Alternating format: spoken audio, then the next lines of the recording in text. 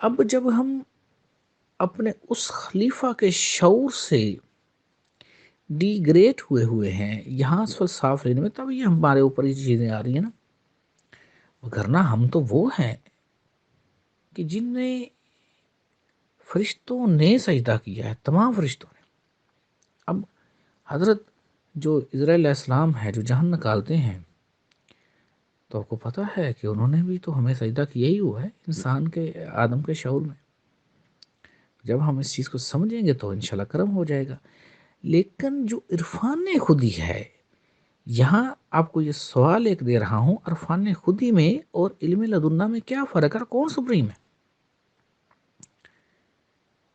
عرفان خودی جو ہے وہ اس بات سے ڈسکشن کرتا ہے کہ جب کچھ نہیں تھا تب کیا تھا، جب کچھ نہیں ہوگا تب کیا ہوگا، اور کیا ماہیت اور کیفیت ہوگی، اس کا نام عرفان خودی ہے۔ تو اسلام بھائی آپ کو کلیئر ہو گیا ہوگا کہ یہ جو آگے دیکھنا، آگے لکھا ہے سچا وعدہ قریب آ جائے، جو آپ کا سوال ہے اگلی آیت میں غور کیجیے گا، قیامت سے پہلے ان کو کھول دیا جائے گا۔ اور قیامت کب آئے گی، یہ فیصلہ اللہ پاک نے کرنا ہے۔ اللہ پاک چاہیں تو صبح ہی نہ ہو اور سارا کچھ ایسے ہو جائے، لیکن وہ مختار کل سارا کچھ ہونے کے باوجود جو وہ فیصلہ کرتا ہے وہ لوگوں کے اعمال پر فیصلہ کرتا ہے۔ اگر لوگ گناہ گار ہیں سزا دینے لگا ہے وہ، لیکن اگر لوگ جیسے ہی اس مالک مختار کل کے آگے گر جائیں گے، معافی مانگ معاف کر دے گا۔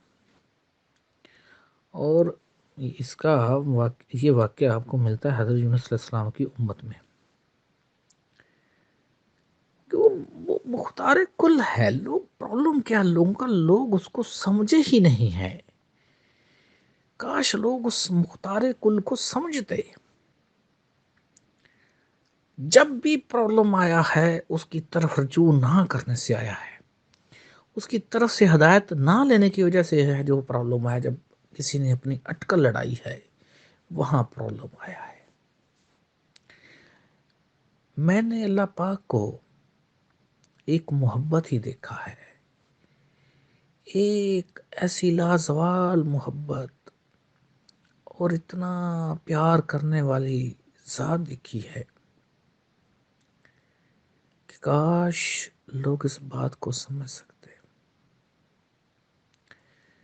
وہ اتنا پیار کرتا ہے، اتنا پیار کرتا ہے، مطلب جب کچھ نہیں تھا تب بھی تو وہ اللہ ہی تھا، اسے کیا پرواہ ہے، یہ اسے کیا پرواہ تھی، اسے کس بات کی حاجت ہے، اسے کوئی حاجت نہیں ہے۔ جب کچھ بھی نہ ہو پھر بھی وہ مالک ہے، وہ اللہ ہی ہے، اسے پھر بھی کوئی پرواہ نہیں ہے۔